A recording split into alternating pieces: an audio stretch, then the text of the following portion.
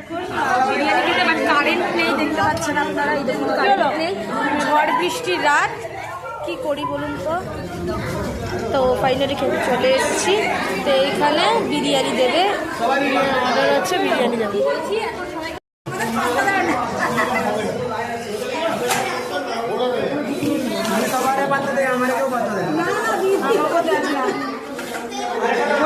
যে বিরিয়ানি পড়ে গেল, এই যে ভেজ বিরিয়ানি।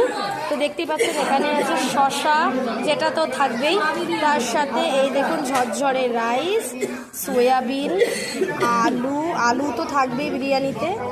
তো ঠিক আছে, খাওয়া যাক। ও এখানে পনিরও আছে, তো চলুন খাওয়া যাক। এই যে